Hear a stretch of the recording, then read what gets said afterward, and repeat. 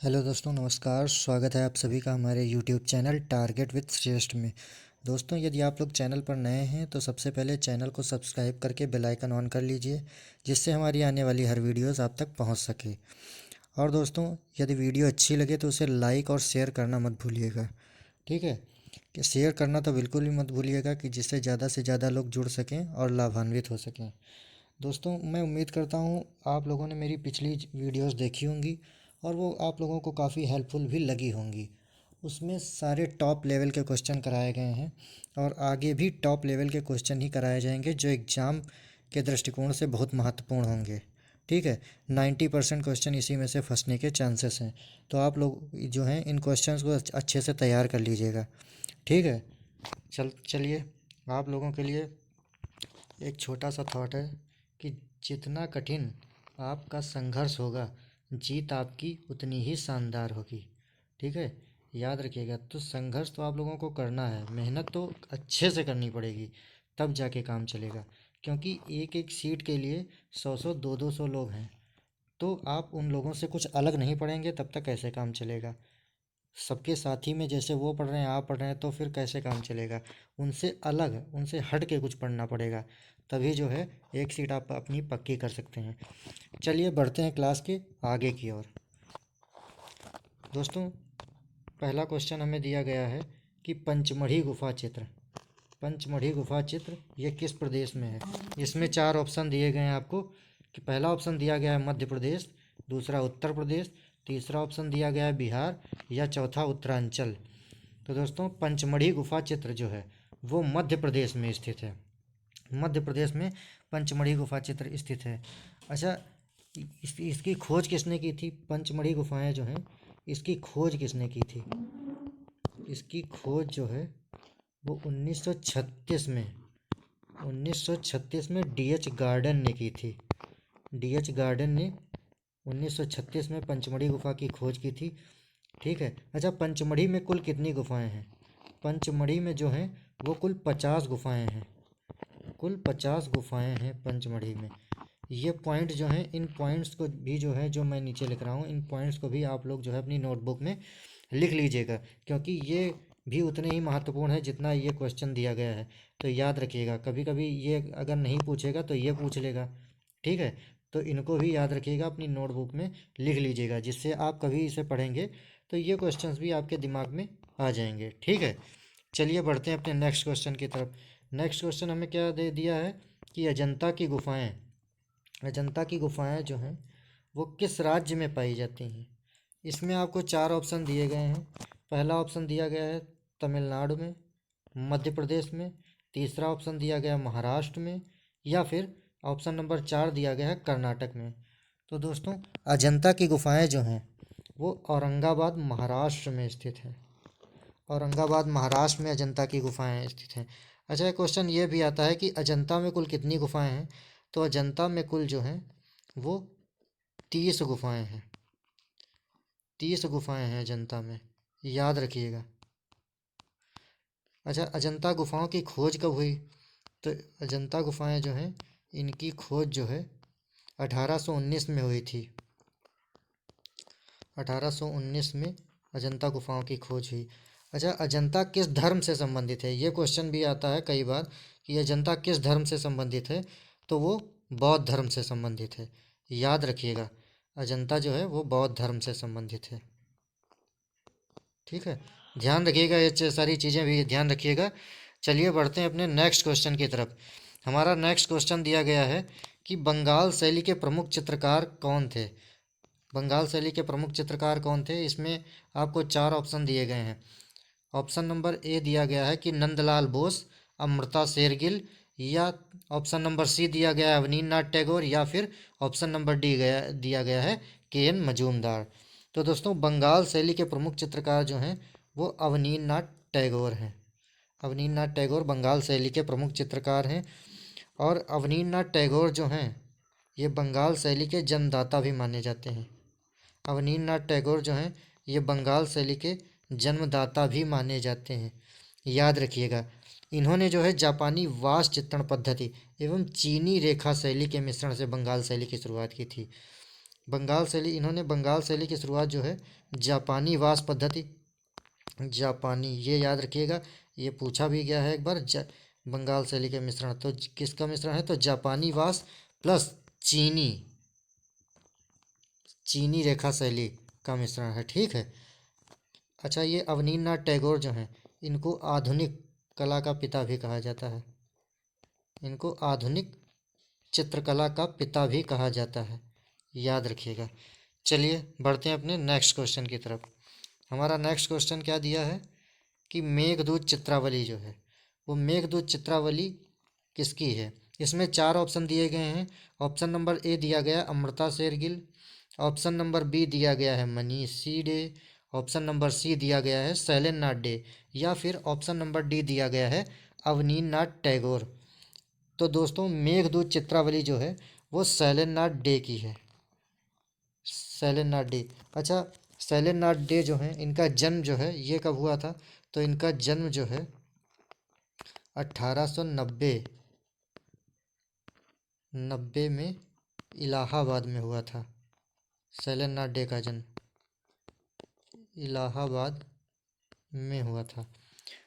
ठीक है, याद रखिएगा। ये शैलेंद्र नाथ डे जो हैं, ये अवनींद्र नाथ टैगोर के शिष्य हैं, ये शिष्य जो हैं अवनींद्र नाथ टैगोर के हैं, याद रखिएगा। ये भी अवनींद्र नाथ टैगोर के शिष्य हैं शैलेंद्र नाथ डे जो हैं। ठीक है। चलिए हम बढ़ते हैं अपने नेक्स्ट क्वेश्चन की तरफ। नेक्स्ट क्वेश्चन हमें क्या दिया गया है कि चौर पंचाशिका किस सती में लिखी गई है। चौर पंचाशिका जो है वो किस सती में लिखी गई है। इसमें आपको चार ऑप्शन दिए गए हैं। ऑप्शन नंबर ए दिया गया है कि 15वीं सदी में, ऑप्शन नंबर डी दिया गया है 20वीं सदी में, ऑप्शन नंबर सी दिया गया है 16वीं सदी में, या ऑप्शन नंबर डी दिया गया है 18वीं सदी में। तो दोस्तों चौर पंचाशिका जो है वो 16वीं सदी में लिखी गई है, 16वीं सदी में चौर पंचाशिका लिखी गई। अच्छा, ये लिखी किसके द्वारा गई थी, तो ये विल्हड़, विल्हड़ थे, इन्हीं के द्वारा चौर पंचाशिका लिखी गई थी। ठीक है। और ये जो है जैन धर्म से संबंधित है, ये जैन धर्म से संबंधित है, याद रखिएगा। सारे पॉइंट्स अच्छे से याद रखिएगा, ये पूछे जा सकते हैं, जो नीचे लिख रहे हैं भी बहुत महत्वपूर्ण है। ठीक है।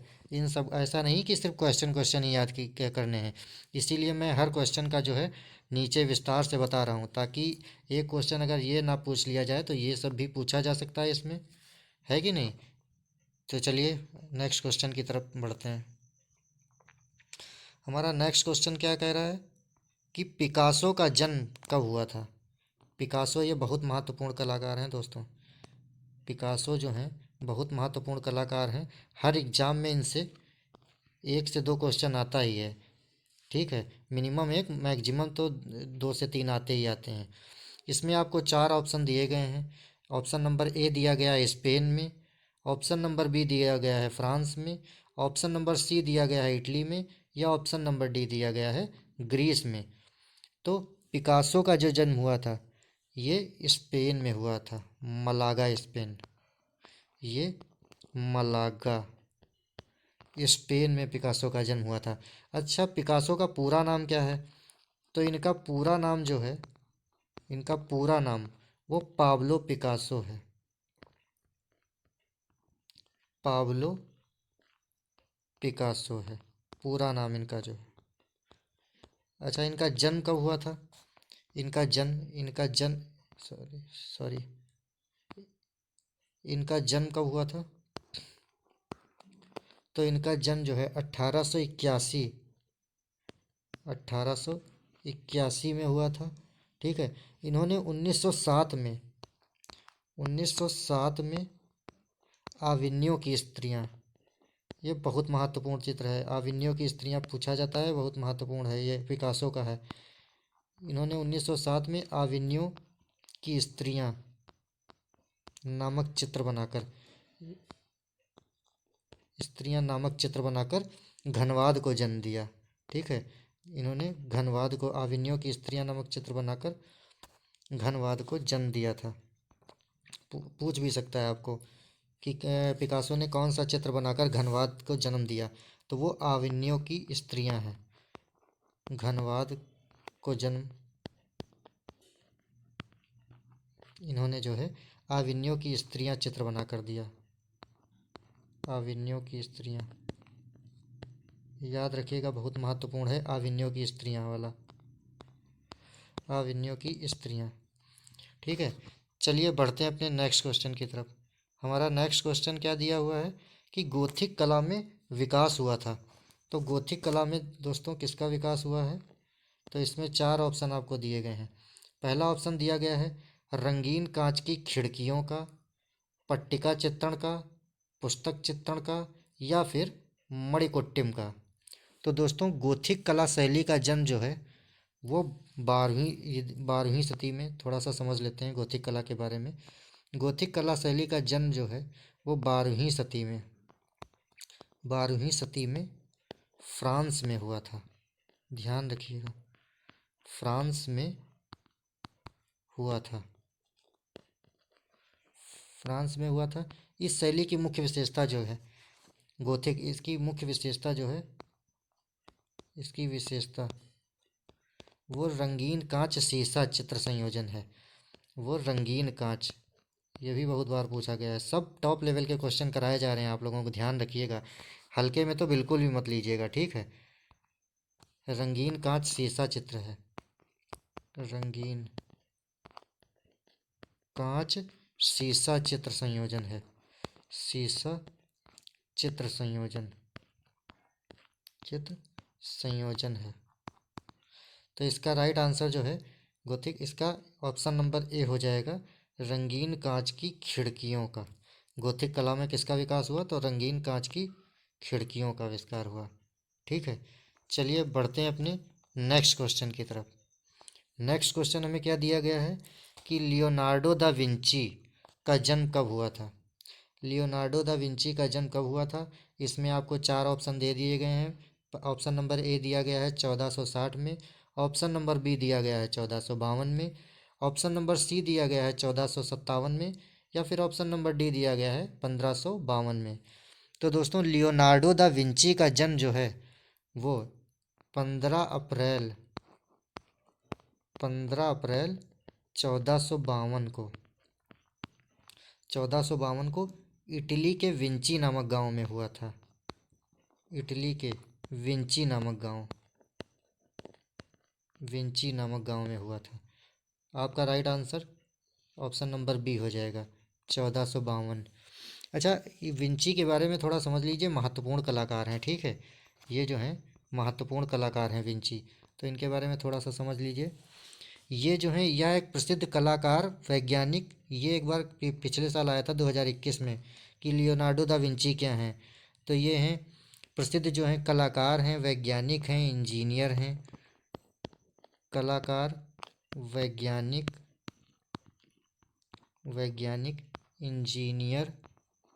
इंजीनियर, साहित्यकार, ये सब कुछ हैं, ठीक है। ये 2021 में क्वेश्चन आया भी था, लियोनार्डो दा विंची क्या हैं। इनकी प्रसिद्ध कृति, ये बहुत महत्वपूर्ण, इनकी प्रसिद्ध कृति जो है ये भी बहुत महत्वपूर्ण, बहुत बार पूछी जा चुकी है। तो इनकी प्रसिद्ध कृति जो है वो मोनालिसा है। याद रखिएगा, मोनालिसा इनकी प्रसिद्ध कृति है, ठीक है। ये बहुत महत्वपूर्ण कलाकार हैं, इनके बारे में थोड़ा अच्छे से पढ़ लीजिएगा। जो बताए हैं सारे पॉइंट ये पढ़ के जाइएगा, ठीक है। आपका राइट आंसर जो है 1452 है, ध्यान रखिएगा। चलिए नेक्स्ट क्वेश्चन हमारा क्या दिया गया है कि यथार्थवाद का प्रमुख चित्रकार कौन था? तो इसमें आपको 4 ऑप्शन दे दिए गए हैं। कैरो थे, ऑप्शन नंबर बी मातिस थे, ऑप्शन नंबर डी डेगा थे, या फिर ऑप्शन नंबर डी कुर्बे थे। तो दोस्तों यथार्थवाद का प्रमुख चित्रकार जो है वो कुर्बे थे। कुर्बे जो हैं यथार्थवाद के प्रमुख चित्रकार थे। अच्छा, ये कुर्बे का जन्म कब हुआ था? इनका जन्म जो है, इनका जन्म जो है 1819 में ओरना नामक गांव में हुआ था। ओरना नामक गांव में हुआ था। एक इनके बारे में एक चीज़ और महत्वपूर्ण है, यथार्थवाद का प्रणेता इन्हें कहा जाता है। कुर्बे को यथार्थवाद का प्रणेता कहा जाता है। यथार्थवाद का प्रणेता, क्वेश्चन पूछता है यथार्थवाद का प्रणेता किसे माना जाता है, तो वो है कुर्बे को। कुर्बे को यथार्थवाद का प्रणेता माना जाता है। ये सारे पॉइंट ध्यान रखिएगा, बार बार इसीलिए कह रहा हूँ, ठीक है। चलिए बढ़ते हैं अपने नेक्स्ट क्वेश्चन की तरफ। हमारा नेक्स्ट क्वेश्चन क्या दिया गया है कि कला के संदर्भ में, कला के संदर्भ में कलम का पर्याय क्या है। तो इसमें आपको चार ऑप्शन दिए गए हैं, लेखनी है, ब्रश है, शैली है, या फिर शैली, ये दो दो जगह लिख गया है। चलिए, कला के संदर्भ में कलम का पर्याय जो है वो शैली है, याद रखिएगा, ये भी क्वेश्चन पूछा जा चुका है, ठीक है। अब क्या दिया गया नेक्स्ट क्वेश्चन, उस प्रसिद्ध चित्रकार का नाम बताइए जो वास्तुकार भी हैं, महत्वपूर्ण है। उस प्रसिद्ध चित्रकार का नाम बताइए जो वास्तुकार भी हैं। इसमें आपको चार ऑप्शन दिए गए हैं। पहला ऑप्शन दिया गया है मनुभाई पारेख, दूसरा ऑप्शन दिया गया है केसीएस पढ़ीकर, ऑप्शन नंबर सी दिया गया है कृष्ण खन्ना, या फिर ऑप्शन नंबर डी दिया गया है सतीश गुजराल। तो दोस्तों, वास्तुकार जो हैं, चित्रकार के साथ साथ वास्तुकार जो हैं वो सतीश गुजराल हैं। सतीश गुजराल जो हैं वो चित्रकार के साथ साथ वास्तुकार भी हैं।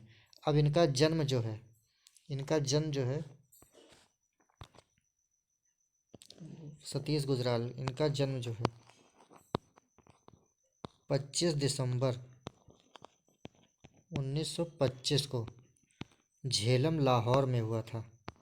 को झेलम लाहौर, याद रखिएगा, झेलम लाहौर, लाहौर में हुआ था।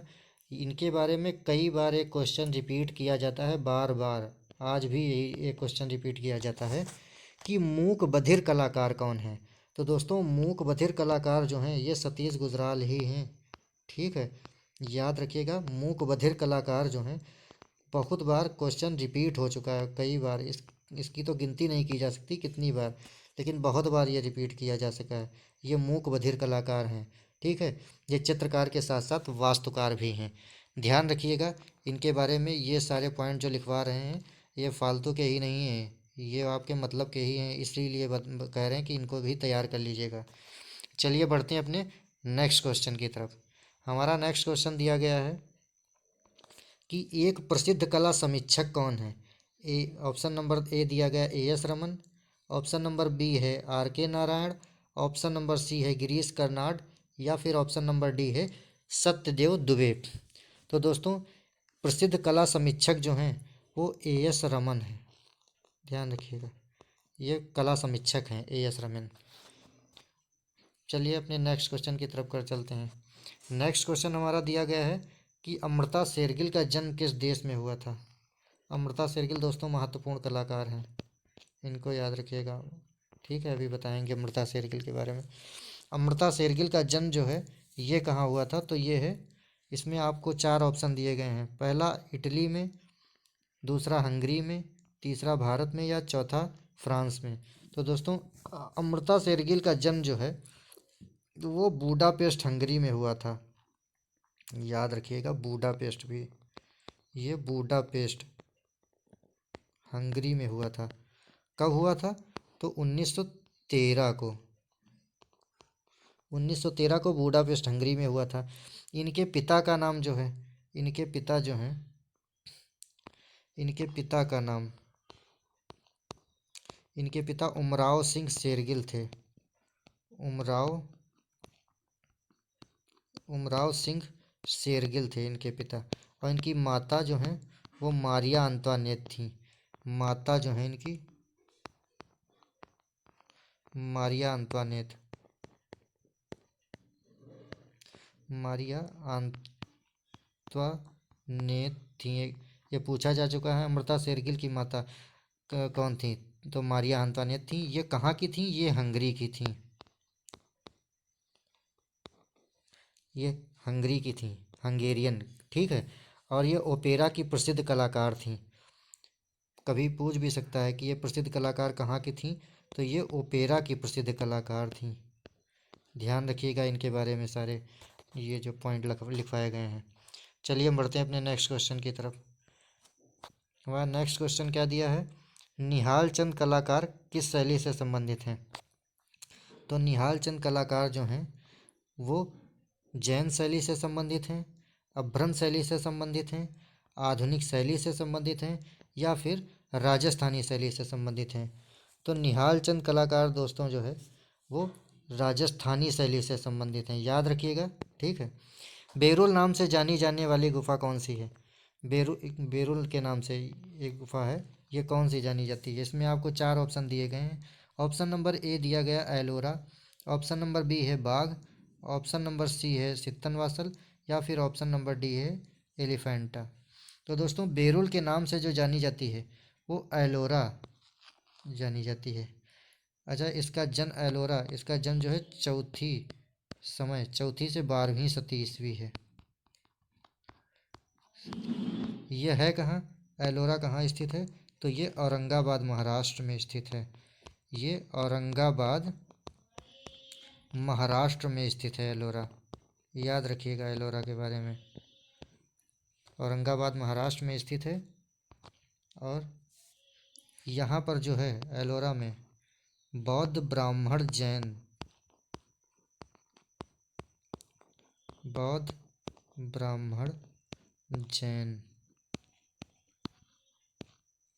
इन धर्मों का संगम है, ये धर्म मौजूद हैं। ठीक है, याद रखिएगा एलोरा के बारे में। चलिए बढ़ते हैं अपने नेक्स्ट क्वेश्चन की तरफ। नेक्स्ट क्वेश्चन हमें क्या दिया गया है कि बाघ की गुफाएं कहाँ स्थित हैं। तो इसमें आपको 4 ऑप्शन दिए गए हैं। पहला ऑप्शन दिया गया है महाराष्ट्र में, ऑप्शन नंबर बी दिया गया है मध्य प्रदेश में, ऑप्शन नंबर सी दिया गया है उत्तर प्रदेश में, या फिर ऑप्शन नंबर डी दिया गया है गुजरात में। तो दोस्तों बाघ की गुफाएं जो हैं वो मध्य प्रदेश में स्थित हैं। ठीक है। अच्छा, बाघ में कुल कितनी गुफाएं हैं, तो बाघ में जो है वो कुल 9 गुफाएं हैं। बाघ में कुल 9 गुफाएं हैं। इसकी खोज कब हुई थी, बाघ गुफा की खोज जो है 1818 में हुई थी, ध्यान रखिएगा। चलिए हमारा नेक्स्ट क्वेश्चन क्या कह रहा है। नेक्स्ट क्वेश्चन दिया गया है कि कांगड़ा चित्रकला का दूसरा नाम क्या है। तो इसमें आपको 4 ऑप्शन दिए गए हैं, राजस्थानी चित्रकला, मुगल चित्रकला, पहाड़ी चित्रकला, या फिर गढ़वाली चित्रकला। तो दोस्तों कांगड़ा चित्रकला का दूसरा नाम जो है वो पहाड़ी चित्रकला है। यह कांगड़ा चित्रकला का दूसरा नाम है।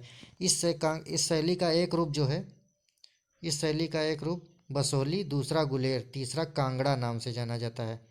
ठीक है, इस शैली का एक रूप बसोहली, दूसरा गुलेर, याद रखिएगा दूसरा गुलेर, तीसरा कांगड़ा नाम से जाना जाता है। तीसरा कांगड़ा नाम से जाना जाता है। ठीक है, याद रखिएगा इसके बारे में। हमारा चलिए नेक्स्ट क्वेश्चन क्या है। नेक्स्ट क्वेश्चन में दिया गया है कि कबीर दास ने निर्वाण कहाँ प्राप्त किया था। निर्वाण कहाँ प्राप्त किया था। इसमें आपको 4 ऑप्शन दिए गए हैं। ऑप्शन नंबर ए दिया गया है वाराणसी में, ऑप्शन नंबर बी दिया गया है सारनाथ में, ऑप्शन नंबर सी दिया गया है गया में, या फिर ऑप्शन नंबर डी दिया गया है मगहर में। तो कबीरदास ने निर्वाण जो है वो मगहर में प्राप्त किया था। ठीक है, याद रखिएगा मगहर में। हमारा नेक्स्ट क्वेश्चन क्या है, शंखू चौधरी कौन थे। शंखू चौधरी दोस्तों महत्वपूर्ण कलाकार हैं, याद रखिएगा शंखू चौधरी कौन थे। तो ये चित्रकार थे, मूर्तिकार थे, छायाकार थे, या फिर ग्राफिक कलाकार थे। तो शंखू चौधरी दोस्तों जो है वो मूर्तिकार थे, मूर्तिकार। इनका जन्म जो है परगना बिहार में हुआ था। इनका जन्म जो है वो परगना बिहार में हुआ था, याद रखिएगा इनका जन्म भी महत्वपूर्ण है। चलिए बढ़ते हैं अपने नेक्स्ट क्वेश्चन की तरफ। नेक्स्ट क्वेश्चन हमें क्या दिया गया है कि किसने कहा था, कथन एक दिया गया है कि किसने कहा था मैं यह जानता हूँ कि मैं कुछ नहीं जानता। इसमें भी आपको 4 ऑप्शन दिए गए हैं। सुकरात हैं, दूसरे हैं प्लेटो, तीसरे हैं अरस्तु या फिर आगस्टाइन हैं। तो ये जो है, मैं यह जानता हूँ कि मैं कुछ नहीं जानता, ये कथन जो है ये सुकरात का है। ध्यान रखिएगा, ये सुकरात का है। ये एक प्राचीन दार्शनिक थे, ये एक प्राचीन दार्शनिक थे। सुकरात जो है दार्शनिक थे। इनका जन्म जो है, इनका जन्म 470 या 69 में एथेंस में हुआ था। याद रखिएगा, एथेंस में हुआ था। चलिए बढ़ते हैं अपने नेक्स्ट क्वेश्चन की तरफ। नेक्स्ट क्वेश्चन हमें क्या दिया गया है कि लाड खां का मंदिर कहाँ स्थित है। लाड खां का मंदिर कहाँ स्थित है। इसमें आपको 4 ऑप्शन दिए गए हैं। पहला ऑप्शन दिया गया बादामी में, दूसरा ऑप्शन दिया गया आईहोल में, तीसरा ऑप्शन दिया गया भूमरा में, या चौथा ऑप्शन दिया गया है सांची में। तो लाड खां जो है आईहोल में स्थित है। आईहोल कर्नाटका में, आईहोल कर्नाटका में स्थित है लाड खां का। इस मंदिर का निर्माण जो है, इस मंदिर का निर्माण जो है वो 9वीं सदी में चालुक्यों के काल में हुआ, चालुक्यों के शासन काल में हुआ, चालुक्य के शासन काल में हुआ। यह मंदिर जो है भगवान शिव को समर्पित है। ये जो है मंदिर वो भगवान शिव को समर्पित है। इसके बारे में इतने सारे पॉइंट जो हैं ये रेडी रखिएगा। चलिए बढ़ते हैं अपने नेक्स्ट क्वेश्चन की तरफ। नेक्स्ट क्वेश्चन हमें क्या दिया गया है कि मैन विद डॉग के मूर्तिकार कौन है। मैन विद डॉग के मूर्तिकार, इसमें आपको 4 ऑप्शन दिए गए हैं। पहला ऑप्शन दिया गया है अगस्त रौंदा, दूसरा ऑप्शन दिया गया है राघव कनेरिया, और तीसरा ऑप्शन दिया गया ध्रुव मिस्त्री, या फिर चौथा ऑप्शन दिया गया है शंखू चौधरी। तो मैन विद डॉग जो है वो ध्रुव मिस्त्री, इसके मूर्तिकार जो हैं ध्रुव मिस्त्री हैं। अच्छा, इनका जन्म कहाँ कहाँ हुआ था। तो इनका जन्म जो है 1957 में गुजरात में हुआ था। गुजरात में हुआ था। इन्होंने मूर्तिकला की शिक्षा जो है, मूर्तिकला की शिक्षा जो है इन्होंने एमएस विश्वविद्यालय बड़ौदा से ली थी।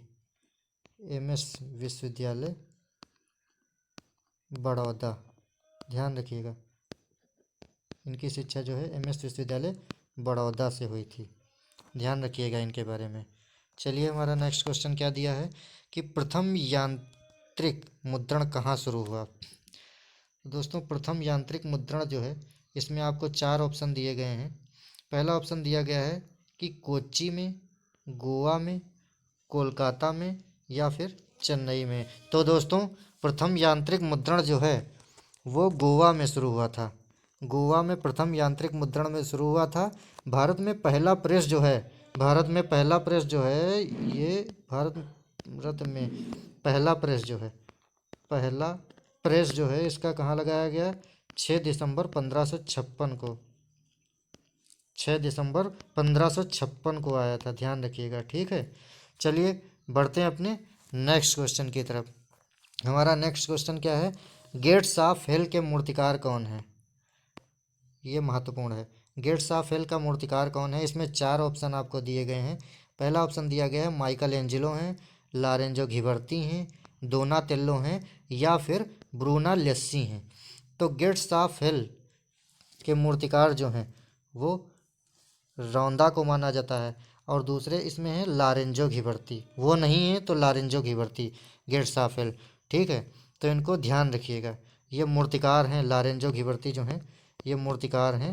इनके बारे में ये पॉइंट भी याद रखिएगा, मूर्तिकार हैं, ठीक है। चलिए हमारा नेक्स्ट क्वेश्चन क्या दिया गया है कि पोथी चित्रण का प्रारंभ किस शैली में हुआ था। तो पोथी चित्रण का प्रारंभ जो है इसमें 4 ऑप्शन आपको दिए गए हैं कि पाल शैली, जैन शैली, मुगल शैली, या फिर कांगड़ा शैली। तो पोथी चित्रण का प्रारंभ जो है वो पाल शैली में हुआ था। पाल शैली में पोथी चित्रण का प्रारंभ हुआ था। अच्छा, पाल शैली ये किस धर्म से संबंधित है। तो ये बौद्ध धर्म से संबंधित है। ध्यान रखिएगा, पाल शैली जो है ये बौद्ध धर्म से संबंधित है, और इसका प्रारंभ जो है, पाल शैली का प्रारंभ जो है, प्रारंभ ये 8 से 12वीं सदी तक माना जाता है। 8 से 12वीं सदी तक माना जाता है। ध्यान रखिएगा इसके बारे में इतनी चीज़ें, ठीक है। चलिए हमारा नेक्स्ट क्वेश्चन क्या दिया है कि बनी ठनी, बनी ठनी जो है ये किस शैली का चित्र है। इसमें आपको 4 ऑप्शन दे दिए गए हैं। पहला ऑप्शन दिया गया है वास्त शैली, दूसरा लोक शैली, तीसरा लघु चित्र शैली या फिर चौथा फ्रेस्को शैली। तो बनी ठनी जो है वो लघु चित्र शैली है, लघु चित्र शैली है बनी ठनी, ठीक है। अच्छा, बनी ठनी की रचना जो है, इसकी रचना जो है वो जो है निहाल चंद ने की, निहाल चंद ने, निहाल चंद, निहाल चंद थे, इन्होंने किशनगढ़ में की थी बनी ठनी की रचना, ठीक है, किशनगढ़ में की थी, ठीक है। चलिए देखते हैं हमारा नेक्स्ट क्वेश्चन क्या दिया है। तो इसमें नेक्स्ट क्वेश्चन दिया गया है कि विकास भट्टाचार्य ने किस वाद में कार्य किया है। विकास भट्टाचार्य इन्होंने किस वाद में चित्रण किया है। इसमें आपको 4 ऑप्शन दिए गए हैं, अति यथार्थवाद, घनवाद, सौरेलिज्म या फिर अभिव्यंजनावाद। तो विकास भट्टाचार्य ने जो है जो अति यथार्थवाद में चित्रण किया है, अति यथार्थवाद में इसने चित्रण किया। अब इनका जन्म कहाँ हुआ था विकास भट्टाचार्य, तो इनका जन्म जो है 1940 में कोलकाता में हुआ था। यह 1940 कोलकाता में हुआ था। इन्होंने गुड़िया नामक एक प्रसिद्ध चित्र श्रृंखला तैयार की, गुड़िया नामक, इन्होंने गुड़िया नामक चित्र श्रृंखला, गुड़िया नामक चित्र श्रृंखला इन्होंने जो है एक तैयार की थी। इनके बारे में ध्यान रखिएगा। डॉल सीरीज बहुत महत्वपूर्ण है, डॉल सीरीज कई बार पूछा भी गया है, ठीक है दोस्तों। तो आज के लिए बस इतने ही।